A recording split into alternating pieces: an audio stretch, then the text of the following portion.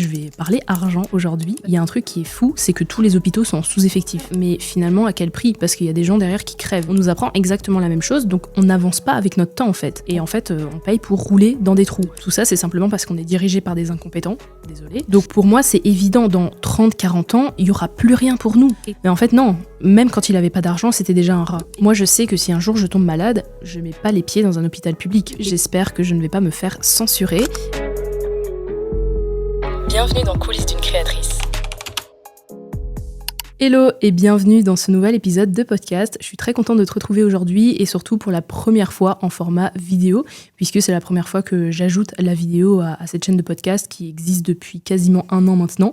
Donc si tu me découvres via YouTube, sache que la chaîne, les épisodes sont disponibles en format audio sur Spotify, sur Apple Podcast et sur Deezer. Mais donc maintenant, j'ajouterai aussi la vidéo pour ceux qui préfèrent regarder avec une image. Alors cette semaine, pour l'épisode de cette semaine, j'avais envie de changer un peu de thématique. Ici, depuis début janvier, on est surtout sur des thématiques UGC pur et dur, création de contenu, un peu des thèmes éducatifs. Donc ici, j'avais envie de changer un petit peu et je vais parler argent aujourd'hui parce que je sais que c'est un thème que j'ai déjà abordé par le passé et qui avait beaucoup plu. Bon, et j'avoue, j'ai reçu un courrier aussi il y a quelques jours qui m'a fortement inspiré, un courrier de Service Public Fédéral Finance. Si t'es en Belgique, tu connais. Donc tu l'as compris dans le titre, aujourd'hui je vais te partager mes réflexions par rapport à l'argent et on va commencer tout de suite sans transition avec ma première réflexion qui est que selon moi, le système fiscal est disproportionné par rapport aux services publics qui sont mis à notre disposition. En Belgique et en France, je pense que ça doit être pareil, on nous dit que si on paye autant de taxes, c'est pour payer tout ce qui est santé, infrastructure, services publics, pour rendre tout ça accessible. Alors effectivement, les soins de santé, ils sont hyper accessibles, il n'y a pas de problème là-dessus, mais il y a un truc qui est fou, c'est que tous les hôpitaux sont en sous-effectif. Les infirmières, elles sont au bout de leur vie, elles doivent limite bâcler des patients tellement elles font des heures pas possibles, mais le truc c'est qu'elles n'ont pas le temps de s'occuper correctement de tout le monde et c'est pas de leur faute. Enfin, clairement, je leur jette pas la pierre, c'est pas de leur faute. On leur donne, 40 patients sur peut-être 2 heures de temps et encore je suis sympa. Donc c'est clairement impossible pour elles de vraiment bien gérer chaque patient. Enfin, je sais qu'il y a des patients parfois qui attendent leurs médicaments parce que l'infirmière elle a pas eu le temps de passer et c'est normal. Enfin, c'est pas de la faute de l'infirmière, mais moi je trouve que c'est pas quelque chose de normal, c'est pas quelque chose qui devrait exister. Et c'est pas que les infirmières, je sais que les techniciennes de surface c'est pareil, on leur donne un travail à faire toutes seules alors qu'elles devraient limite être 4-5 pour la superficie qu'elles doivent nettoyer, elles ont pas le temps de tout nettoyer de manière correcte. Donc ouais, ok, faire une radio à l'hôpital ça te coûte pas cher, mais finalement à quel prix? Parce qu'il y a des gens derrière qui crèvent, tu vois. Donc moi je trouve que ça c'est déjà la première chose qui va pas du tout, je trouve ça très très grave. Et pareil, on nous dit l'éducation, que si on paye des taxes et tout ça, regarde l'éducation, on a accès à l'éducation gratuitement, etc. Désolé, mais ça fait que décliner, clairement. C'est quasi obsolète ce qu'on apprend, il n'y a aucune évolution, alors que ça fait que évoluer. Je veux dire, maintenant on a le digital, on a les nouvelles technologies, etc. Et pourtant, les cours des profs, quand tu regardes, en fait, c'est les mêmes cours qu'il y a 10-15 ans. En plus de ça, on apprend des trucs qu'on n'utilisera jamais dans la vraie vie, enfin vraiment des trucs qui sont pas du tout applicables dans la vie de tous les jours, au lieu de nous apprendre des trucs qui pourraient vraiment nous servir. On nous fait étudier des trucs par cœur pour tout régurgiter à l'examen, enfin je suis désolée, mais pour moi c'est pas ça un bon système éducatif. Il y a un autre problème aussi, c'est qu'il y a une pénurie d'enseignants. Tout simplement pourquoi? Parce que, je sais pas si c'est comme ça en France aussi, mais en tout cas en Belgique, nos enseignants sont sous-payés. Donc ils abandonnent, puisque déjà ton job, limite il est ingrat parce que les étudiants maintenant dans les classes, je sais que certaines générations maintenant c'est plus comme avant, je veux dire c'est plus aussi carré qu'avant, il y a plus la discipline, la rigueur, tout ça, ça existe quasiment plus, à quelques exceptions près, mais voilà.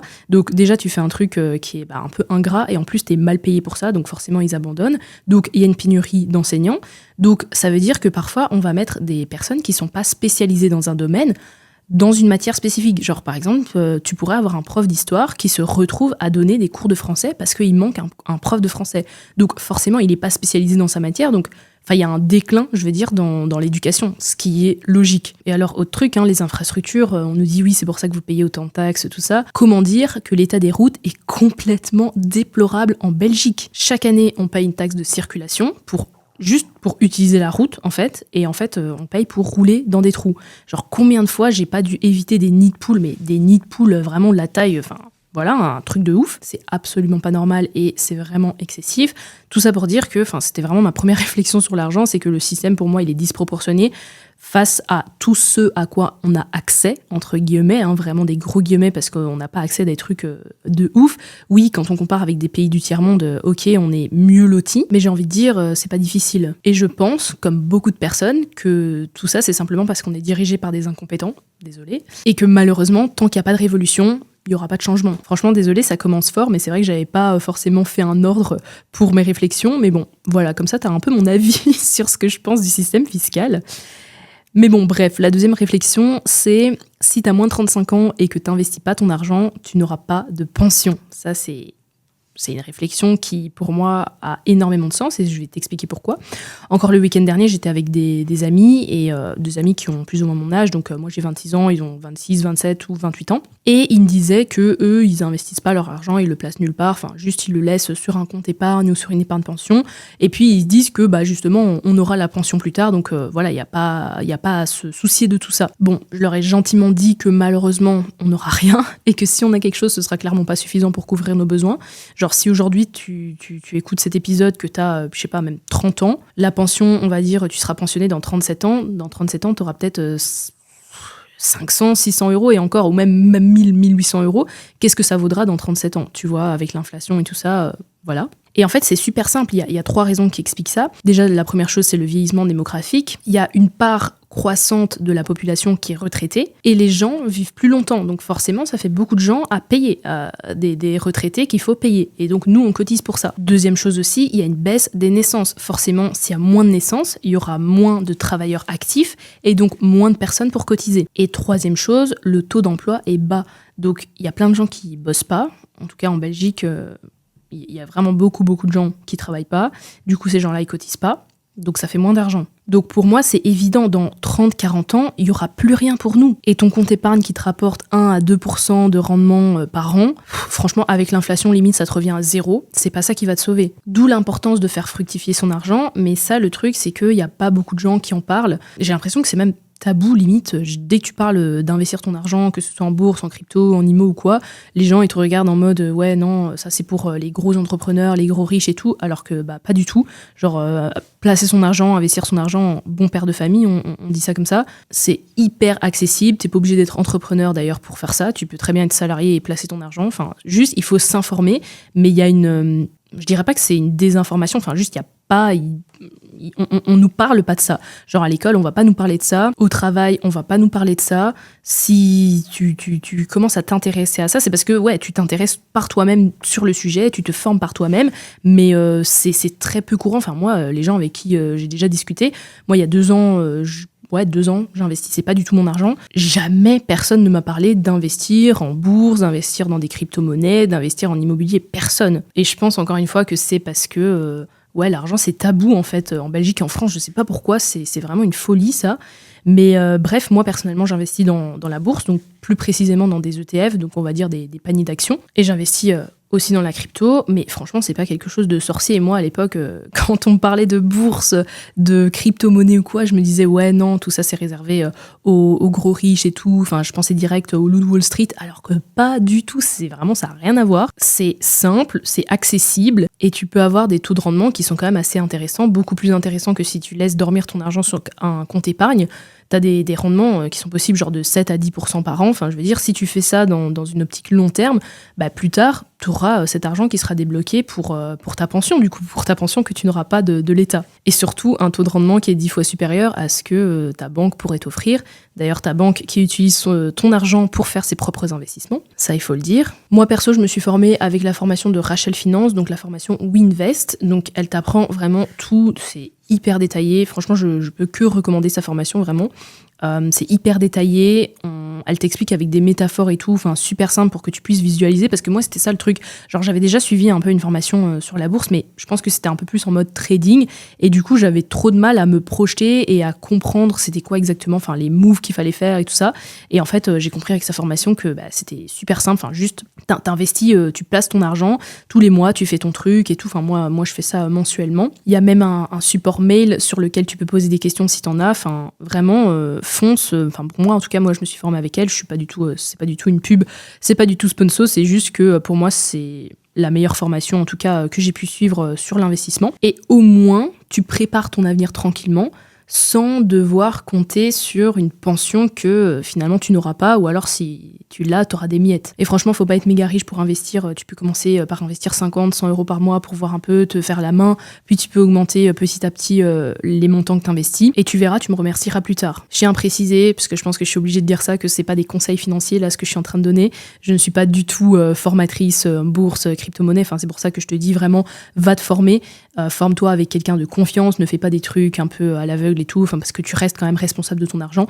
Donc voilà, moi je te conseille quand même de te former, c'est important pour pouvoir préparer ton avenir sereinement. Troisième réflexion sur l'argent, l'argent ne change pas les gens, mais il amplifie leur personnalité. Il y a beaucoup de gens qui pensent que l'argent change les gens, que l'argent rend les gens superficiels, qui rend les gens hautains, qui les rend matérialistes, alors que pas du tout. C'est simplement un outil qui va amplifier la personne que tu es déjà. Si t'as quelqu'un qui a pas de thunes, il a pas d'argent, voilà, il roule pas sur l'or clairement, mais qu'il est super généreux avec ce qu'il a, il fait avec ses moyens, donc pas forcément financier, mais il va être super généreux, il va toujours être là pour aider les gens, pour donner un conseil, donner un coup de main. Il sera généreux le jour où il aura de l'argent. Il sera encore plus généreux, il va vraiment donner, tu vois. Et il sera content de le faire parce que c'est dans sa nature, il est généreux. Et si au contraire, t'as quelqu'un, c'est une pince, il déteste dépenser de l'argent, il déteste donner de l'argent, ça va toujours que dans un sens. L'argent pour lui, il faut absolument le garder en mode picsou, tu vois. Même si un jour il devient riche, ce sera toujours un rat. Parce que l'argent va en fait amplifier son avarice. Et c'est là où les gens se trompent, ils se diront « ouais, lui, de toute façon, c'est un rat alors qu'il a plein d'argent et tout ». Mais en fait, non. Même quand il avait pas d'argent, c'était déjà un rat. Et je pense d'ailleurs que c'est pour ça qu'il y a beaucoup de gens qui ont peur de gagner de l'argent, qui disent ouais, non, moi je veux pas gagner trop d'argent et tout, parce qu'ils se disent qu'ils vont changer, qu'ils vont devenir quelqu'un d'autre. Alors que non, si t'es aligné avec toi-même, que t'as ta personnalité, tes qualités, tes défauts, vraiment, voilà, que t'es aligné avec ta personnalité, c'est pas l'argent qui va te changer fondamentalement, ça va simplement amplifier qui tu es, ça va peut-être accroître tes traits de personnalité, mais si t'es quelqu'un de généreux, tu seras encore plus généreux si tu gagnes de l'argent. Donc l'argent, c'est vraiment un outil, il faut le voir comme ça. Faut pas avoir peur de gagner beaucoup d'argent par peur de changer complètement. C'est pas possible. Et d'ailleurs, je trouve que ça fait un lien intéressant avec ma quatrième réflexion qui est vouloir beaucoup d'argent n'est pas forcément un objectif superficiel comme beaucoup de gens le pensent. Il y a plein de gens qui pensent que si tu veux gagner de l'argent, c'est parce que tu es superficiel, tu veux t'acheter des sacs de luxe, tu veux avoir une voiture pour montrer, pour te frimer, pour frimer, etc. L'argent, ça permet pas juste d'acheter une belle maison, d'acheter une belle voiture, d'acheter des vêtements de luxe, d'acheter des choses matérialistes. Parce que malheureusement, c'est ce que pensent beaucoup de gens. Ils pensent que, ouais, toi, tu veux gagner beaucoup d'argent, c'est parce que t'es superficiel, c'est parce que tu veux frimer, tu veux te la péter et tout. Non, rien à voir. L'argent, encore une fois, c'est un outil. L'argent, ça peut te permettre d'autres trucs, ça peut te permettre d'avoir accès à une meilleure alimentation, rien que le fait de manger bio, par exemple, avoir accès à des fruits et légumes de qualité qui sont pas remplis d'eau, là, comme les fruits que tu peux trouver au supermarché. Ou même au supermarché, les fruits et les légumes, parfois, ils ont pas de goût. Ça peut te permettre d'acheter des fruits et des légumes qui ont du goût, qui sont riches en vitamines. Ça peut te permettre d'accéder à de la meilleure viande aussi. La qualité de la viande, c'est super important. Perso, la viande de supermarché, j'ai déjà fait le test. Elle est bondée d'eau, et si t'as déjà regardé des émissions et tout, tu vois, ils injectent de l'eau et tout pour faire grossir le poulet, c'est une dinguerie, franchement. L'industrie agroalimentaire, dinguerie. Donc l'argent, ça te permet d'acheter de la vraie viande en boucherie, de la viande qui est qualitative, qui n'a pas été nourrie aux hormones et tout. Ça peut aussi te donner accès à des meilleurs soins de santé, parce que oui, effectivement, les soins de santé, ils sont assez accessibles, on fait en sorte que ça coûte pas très cher et tout ça. Mais perso, et c'est mon avis, les soins de santé publics, parfois, c'est un peu moyen. J'ai eu plein de mauvaises expériences, et dans ma famille aussi, où des fois, t'as des médecins qui ont fait pire que mieux. Je sais que c'est triste à dire, mais qui ont fait pire que mieux. Moi, je sais que si un jour je tombe malade, je mets pas les pieds dans un hôpital public. Et pareil, si ma famille tombe malade, mes parents ou quoi, je les envoie et je vais leur payer leurs soins de santé privés. Peu importe que ça me coûte 10 000, 20 000, 30 000 euros, j'en ai rien à faire. La santé, ça n'a pas de prix. Et je préfère largement dépenser tout cet argent là-dedans que de les laisser dans un hôpital où, encore une fois, ils seront sous-effectifs, les gens, et du coup, on va pas bien prendre soin d'eux, et ça peut justement les faire décliner. Donc ça, pour moi, c'est encore une fois un moyen, un truc qui te prouve que L'argent, c'est pas juste quelque chose de matérialiste, ça te permet aussi d'avoir accès à des soins de santé comme ça, à pouvoir mettre à l'abri ta famille. Et pour moi, ça, c'est très, très, très important. L'argent, il contribue aussi au développement personnel. Le développement personnel, c'est quoi ? Ça peut être découvrir le monde, faire des nouvelles activités, des activités culturelles, touristiques, artistiques, sportives. Tout ça, c'est des activités qui contribuent à ton bien-être, à ton développement perso. Et c'est pas un truc pour frimer ou pour se la péter. C'est juste que grâce à tout ça, tu vas te sentir bien. Et une personne qui se sent bien, c'est une personne qui est en meilleure santé. Enfin, ça a que des points positifs. Donc au final, l'argent, c'est juste un outil. C'est pas une fin en soi, c'est pas parce que tu gagnes beaucoup d'argent ou parce que tu veux gagner beaucoup d'argent que tu es d'office superficiel ou matérialiste. Et ça, il y a beaucoup de gens qui font l'erreur et qui du coup mettent les riches dans des cases et qui disent que tous les riches sont hautains, superficiels, méchants, des mauvaises personnes. Et du coup, après, ils se convainquent eux-mêmes qu'il faudrait pas gagner beaucoup d'argent parce que sinon ils vont devenir comme eux. Et c'est comme ça finalement qu'il y a certaines personnes qui arrivent pas à gagner beaucoup d'argent parce qu'ils pensent ça. C'est un truc de fou quand même. Voilà, c'est la fin de cet épisode. J'espère qu'il t'a plu. J'espère que je ne vais pas me faire censurer. Parce que, voilà, on sait que la liberté de parole, ça n'existe pas. Franchement, j'abuse, je le cherche trop. Non, je rigole. Mais en vrai, en tout cas, n'hésite pas à partager l'épisode de podcast si ça t'a plu, à venir me partager tes propres réflexions en message privé. J'adore discuter avec les personnes qui écoutent mon podcast et qui ont des choses à me dire par rapport au sujet que j'aborde. Donc, franchement, n'hésite pas. Tu trouveras mon compte Instagram dans la légende de cet épisode. Et puis, au plaisir de discuter avec toi. Merci encore d'avoir écouté l'épisode et je te dis à la semaine prochaine.